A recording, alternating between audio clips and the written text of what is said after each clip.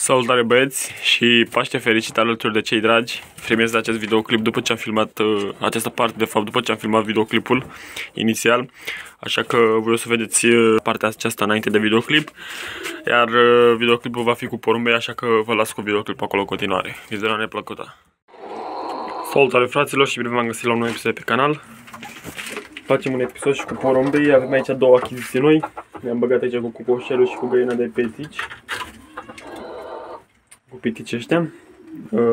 Că în partea cealaltă am și voiajori, mai am câțiva voiajori, nu mai am pe toți. Dar o să-mi aduc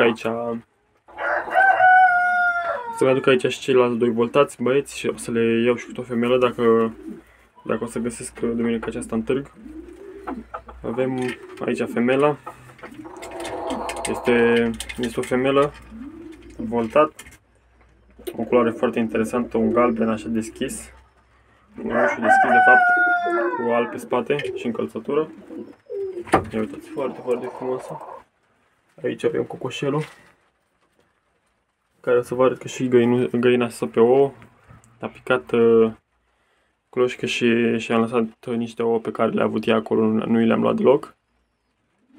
Afară e destul de nasol, plouă, nu știu dacă se vede, dar plouă de vreo jumătate de oră și este înorat, de aceea folosesc și blițul aici.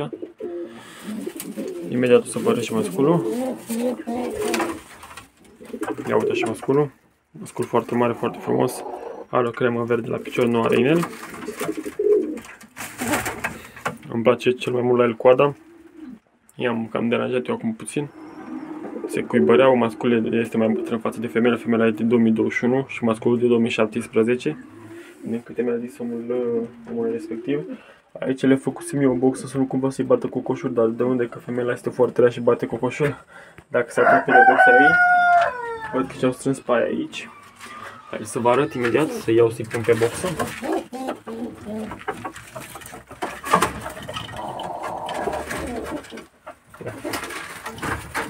Imediat.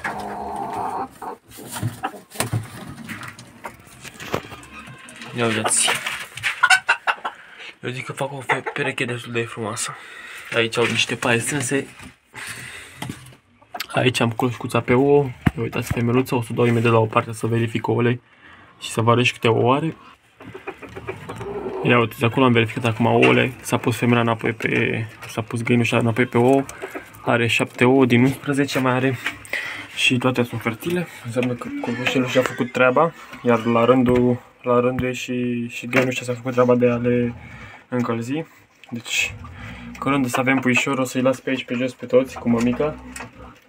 Sau o să mă mai gândesc dacă o să-i pun în ceva cușcă să-i pun la bec, la pui. Unde am și pe ceilalți pui. Uitați. Perechea aceasta. Vreau să-mi iau ceva voltați și să mulțesc doar voltați, să-i țin aici pe toți.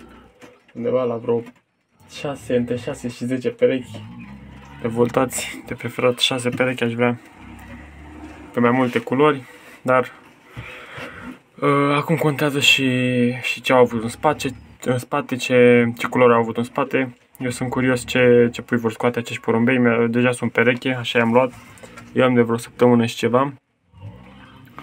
Ia uitați și cocoșelul, foarte, foarte frumos. Ei sunt primii mei pitici, prima pereche de pitici pe care am avut vreodată. Nu am avut până acum, am avut numai găini mari, găini normale și niște cochinchina uriași. Mai sunt câteva videoclipuri pe canal, cochinchina uriași. Cam acestea sunt porumbei. Dacă v-a plăcut videoclipul și mai vreți videoclipul porumbei, puneți și pe acolo pe butonașul de like. Ia uitați, iar noi ne auzim data viitoare. Salutare!